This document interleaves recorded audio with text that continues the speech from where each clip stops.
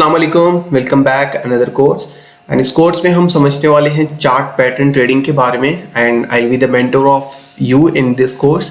And इस course में हम यहाँ पे समझने वाले हैं चार्ट पैटर्न ट्रेडिंग के बारे में। जो मार्केट में आपको चार्ट्स देखने को मिलते हैं, चार्ट पे जब हम देखते हैं यहाँ पे वो पैटर्न्स किस तरीके से बनते हैं और वो किस टाइप के होते हैं, वो सारा कुछ हम इस कोर्स में समझेंगे। और आपने किस तरीके से ट्रेडिंग स्ट्रैटेजीज को अप्लाई करना है और किस तरीके से आपने ज़्यादा प्रॉफिट गेन करना है, उसको हम यहाँ पे इस पूरे कोर्स में समझने वाले हैं। इस कोर्स के 3 पार्ट्स होंगे। वैसे चार्ट पैटर्न्स में भी 3 आप समझ लें कि डिफरेंट लेवल्स होते हैं, डिफरेंट तरीके होते हैं। एक होते हैं रिवर्सल पैटर्न्स, जो कि मार्केट अगर ऊपर जा रही है, फॉर एग्जांपल अगर मार्केट यहाँ से ऊपर जाती है यहाँ तक, ठीक है, और वहाँ पे टॉप पे हमें अगर फॉर्म देखने को मिलता है और मार्केट यहाँ पे नीचे आना स्टार्ट हो जाती है, या अगर मार्केट नीचे आ रही है और नीचे के लेवल पे हमें यहाँ पे अगर ऐसा पैटर्न देखने को मिलता है, कोई भी रिवर्सल चार्ट पैटर्न देखने को मिलता है, तो मार्केट यहाँ से ऊपर जाती है, जिसको हम कहते हैं रिवर्सल चार्ट पैटर्न्स। ठीक है, वो आगे चल के हम समझेंगे। उसके बाद आते हैं बायलैटरल पैटर्न्स।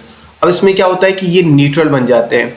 जैसे हमें यहाँ पे पैटर्न्स देखने को मिलते हैं तो एक कंफ्यूजन सा क्लियर होता है कि मार्केट अगर यहाँ से नीचे जाता है तो ये वाला सिनेरियो बनेगा, मार्केट नीचे जाएगा। अगर इस लेवल से ऊपर जाता है तो फिर मार्केट ज़्यादा ऊपर जाएगा। मतलब एक लेवल्स होते हैं, अगर उसको मार्केट ब्रेक करता है तो हमें एक डायरेक्शन कंफर्मेशन होती है।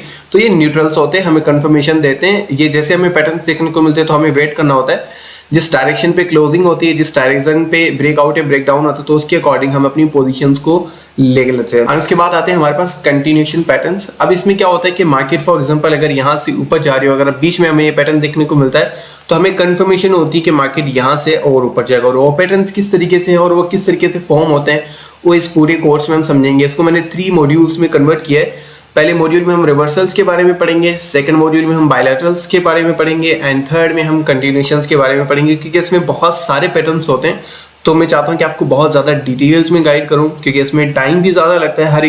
हर एक पार्ट को अलग से गाइड करने में ज़्यादा टाइम लगता है। एंड आई ऑल्सो वांट कि आपको हर एक चीज़ बहुत ज़्यादा मैं डिटेल में एक्सप्लेन करूं, ताकि आपको हर एक चीज़ अच्छे से क्लियर हो जाए। और यहाँ पे कुछ इंडिकेटर्स हैं जो कि आप यूज़ कर सकते हैं इनके साथ। अगर आपको इंडिकेटर्स के बारे में नहीं पता तो इसके बाद का जो कोर्स है हमारा वो इंडिकेटर्स के बारे में है। ये कोर्स आपने पूरा कंप्लीट करना है, उसके बाद इंडिकेटर्स की तरफ जाना है। तो इंशाल्लाह ये जो चीज़ें मैं आपको यहाँ पे समझाऊंगा, इसमें आपको कंफ्यूज होने की ज़रूरत नहीं है, आपको वहाँ पे सब चीज़ें क्लियर हो जाएंगी। अब इसके साथ वॉल्यूम का जो इंडिकेटर है उसको यूज़ करके भी कर सकते हैं। वॉल्यूम तो हर जगह पे चाहिए होता है, ठीक है।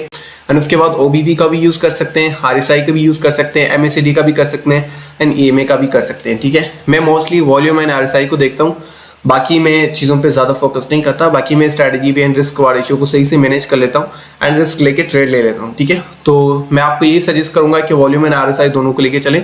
बाकी जो पैटर्न्स हैं, जो इंडिकेटर्स हैं, वो आप साथ में यूज़ कर सकते हैं, इट्स योर चॉइस। यहाँ पे कुछ रूल्स हैं जो कि सबसे ज़्यादा इंपॉर्टेंट है, जो कि आपने माइंड में रखना है। सबसे पहले तो आपने ये चीज़ माइंड में रखनी है कि 80% चांस है किसी भी पैटर्न के विन होने के।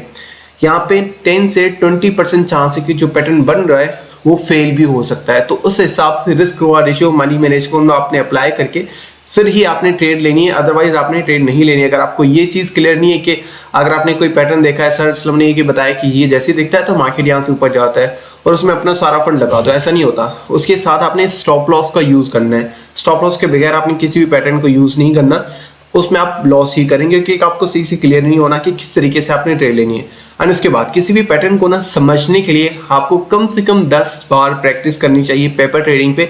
फेक ट्रेड्स आपको लेनी चाहिए। उस जो चीज़ आपने सीखी है उस स्ट्रैटेजी को अप्लाई करने के लिए, उसको प्रैक्टिस करने के लिए आपको फेक डॉलर्स के साथ कम से कम 10 बार ट्रेड करनी चाहिए, ताकि आपको अच्छे से उसकी समझ आ जाए। ओके, ये हमारा मॉड्यूल 1 है, मतलब मॉड्यूल 32 है, जो कि हम समझने वाले हैं रिवर्सल चार्ट पैटर्न्स के बारे में। एंड इसको हम बहुत ज़्यादा पार्ट्स में कवर अप करेंगे। तो हमारा पार्ट 1 है। पार्ट 1 में हम यहाँ पे कवर अप करने वाले हैं बुलिश डबल बॉटम के बारे में। ये हमारा पार्ट 1 है। एंड पार्ट 1 में हमारा जो पहला पैटर्न है उसको हम कहते हैं बुलिश डबल बॉटम। और ये किस तरीके से काम करता है हम यहाँ पे देखेंगे। तो ये W की तरह, एग्जैक्टली W की तरह फॉर्म होता है, ठीक है। और ये किस तरीके से फॉर्म होता है इसको हम यहाँ पे कवर अप करते हैं। फॉर एग्जाम्पल मार्केट नीचे जा रही है, मैंने आपको यहाँ पे क्या कहा था कि हमारे रिवर्सल पैटर्न से, मतलब यहाँ पे मार्केट अगर ये हमें देखने को मिलता है तो मार्केट यहाँ से ऊपर जानी है। ओके, तो जैसे हम देखेंगे यहाँ पे मार्केट नीचे आती है, ठीक है, और नीचे आने के बाद एक लेवल से मार्केट ऊपर जाना स्टार्ट करती है एक लेवल तक, और उसके बाद मार्केट अगेन नीचे आती है और सेम लेवल तक, मतलब जो हमारा सपोर्ट जोन होता है वहां पे आती है। उसके बाद मार्केट यहाँ पे ऊपर जाने स्टार्ट करती है। अगर ऊपर जाके इस वाले लेवल को, जो रेजिस्टेंस लेवल था, इसको हम नेकलाइन बोलते हैं, या कि आपके माइंड में होना चाहिए, मैं बार बार ये चीज़ें मतलब नहीं बोलूंगा, लेकिन आपके माइंड में होना चाहिए कि जो लेवल्स होते हैं यहाँ पे, जैसे मतलब ये वाला हमारा पॉइंट मिलता है, इसको हम रेजिस्टेंस भी कह सकते हैं, लेकिन इस पैटर्न के अकॉर्डिंग हम इसको नेकलाइन बोलेंगे, ठीक है। जैसे ही नेकलाइन से ऊपर जाके क्लोजिंग होती है और उसके बाद मार्केट रीट्राई करता है, ऐसा नहीं कि यहाँ पे क्लोजिंग करके मार्केट एकदम से ऊपर चला जाता है, रीट्राई करता है, मार्केट अगेन थोड़ा सा नीचे आता है एंड यहाँ से मार्केट अगेन ऊपर जाता है, ठीक है।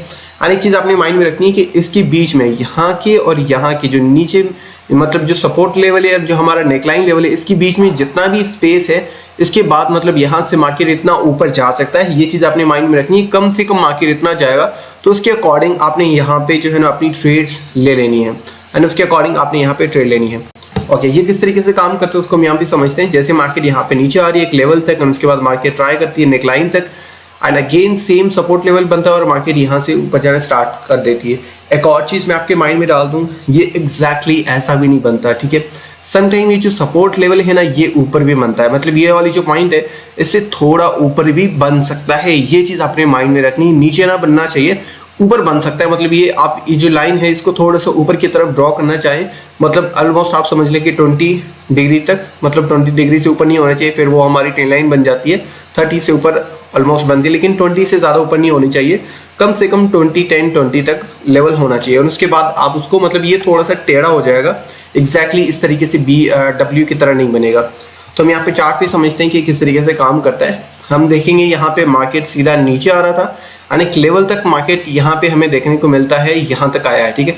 और उसके बाद मार्केट ने ऊपर अगेन ट्राई की है एंड अगेन सेम लेवल पे मार्केट आया, और उसके बाद अगेन यहाँ पे इस लेवल को इसने ट्राई किया है, मार्केट ऊपर गया है, अगेन उस लेवल तक आया है, ठीक है। तो यहाँ पे हमें क्लियरली कहाँ पे ट्रेड लेनी है, जो हमारी ये वाली कैंडल है इसके अंदर हमने ट्रेड लेनी होती है। अगर यहाँ से ऊपर जाके क्लोजिंग देके ऊपर जाके क्लोजिंग देता है, तो हमें इस ट्रेड में यहाँ पे नहीं घुसना कि यार इतनी ऊपर जाके क्लोजिंग दे दी है तो मुझे यहाँ से इंटर हो जाना है मार्केट के अंदर, फिर आपका रिस्क रिवार्ड रेशियो काफ़ी गड़बड़ कर देता है। तो आपने क्या करना है, यहाँ से ट्रेड लेनी है। अब इसको हम यहाँ पे पैटर्न को समझते हैं। फॉर एग्जाम्पल अगर हम यहाँ पे देखेंगे, मैं इसको थोड़ा सा और डिटेल में गाइड कर देता हूँ। मार्केट यहाँ से नीचे आ रहा है, ठीक है, और एक लेवल तक यहाँ पे आया है, उसके बाद अगेन मार्केट ऊपर गया है, अगेन नीचे आया सेम लेवल तक, और उसके बाद यहाँ पे इसको ब्रेकआउट करके ऊपर गया है, एंड अगेन सेम रीट्राई किया है मार्केट ने, और उसके बाद मार्केट ऊपर गया है, ठीक है। अब इसको हम यहाँ पे क्लियर करते हैं कि आपने किस तरीके से देखना है। आपका जो नेकलाइन है वो ये वाला है, मतलब इसका जो ये इस वाली पॉइंट तक पहुंचा ये आपका नेकलाइन है, इसको हम यहाँ पे ड्रॉ कर लेते हैं। एंड जो हमारा सपोर्ट लेवल है वो ये वाला है। एंड अभी हमने ट्रेड कैसे लेनी है वो हमें समझना है। ओके, जैसे ये ब्रेक होता है आपने ट्रेड नहीं लेनी, आपने वेट करना है रीट्राई का। मार्केट ऊपर जाता है, अगेन रीट्राई करता है यहाँ तक आने के लिए, ठीक है। और उसके बाद हमने यहाँ से अपनी लॉन्ग की पोजीशन ओपन करनी है। फॉर एग्जांपल अगर हम यहाँ से अपनी लॉन्ग की पोजीशन ओपन करते हैं, मैं यहाँ से लॉन्ग की पोजीशन ओपन कर लेता हूँ, तो मैं अपना टारगेट कैसे सेट करूँगा ये चीज़ अपने माइंड में रखनी है, ठीक है। ओके, हम स्टॉप लॉस को बाद में डिस्कस कर लेते हैं, पहले हम टारगेट को देखते हैं कि टारगेट आपने किस तरीके से सेट करना होता है। टारगेट के लिए आपने क्या करना होता है, ये जो हमारी ट्रेंड लाइन वाला जो हमारा ये कैंडल है इसको आपने देखना है, और इसकी लो से आपने इसको ड्रॉ करना है, ठीक है, और यहाँ से आपने ले जाना है इसकी हाई तक, ठीक है। मतलब ये जो पॉइंट इसके बीच में जो आपको स्पेस नजर आ रहा है, इतना ही आपका टारगेट होना चाहिए। तो इसके लिए आपने क्या करना है, यहाँ पे इसी सेम लेवल को यहाँ से ले जाना है और यहाँ तक पहुँचा देना है कि ये आपका मेन टारगेट है, ये आपका इंपॉर्टेंट टारगेट है, ठीक है।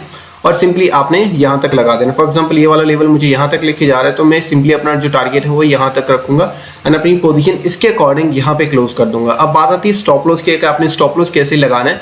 स्टॉप लॉस मैक्सिमम लोग डिफरेंट तरीके से यूज़ करते हैं।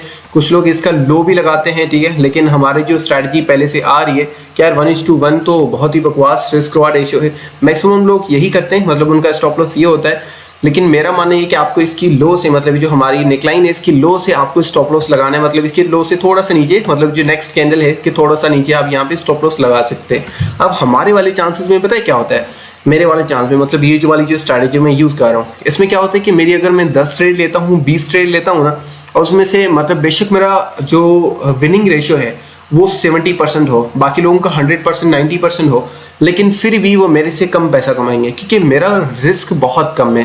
देखेंगे स्टॉप लॉस कितना है 0.4% एंड प्रॉफिट कितना है 2.2%, ठीक है। तो ये बहुत बड़ा रिस्क रिवार्ड रेशियो। तो ये तो हम ऑलरेडी चीज़ें डिस्कस कर चुके हैं, लेकिन इस पैटर्न में, इस पूरे चार्ट पैटर्न्स में आपने जो चीज़ देखनी है ना, वो ये चीज़ भी देखनी है कि आपको इसमें आपने गलती नहीं करनी, ठीक है। पैटर्न तो दिख गया आपको, ये तो नॉर्मल चीज़, यूट्यूब पे आपको कोई भी बता देगा कि ये वाला जैसे पैटर्न देखने को मिलता है मार्केट ऊपर जाता है, लेकिन ऐसा नहीं होता। आपने रिस्क रिवार्ड रेशियो को सही से मैनेज करना है। तो इसके लिए मेरी स्ट्रैटेजी वही है कि मैं आपको सजेस्ट करता हूँ कि आपको ये वाली स्ट्रैटेजी यूज़ करनी चाहिए। मैं काफ़ी टाइम से यूज़ कर रहा हूँ, मुझे कहीं भी इसमें प्रॉब्लम नजर नहीं आया। अगर आपका मैक्सिमम टाइप, अगर आपका विनिंग चांस 50% भी है ना, फिर भी आप अच्छे से प्रॉफिट में हैं, क्योंकि आपका स्टॉप लॉस बहुत छोटा सा है, प्रॉफिट बहुत बड़ा है, ठीक है। ये चीज़ आपने माइंड में रखनी है।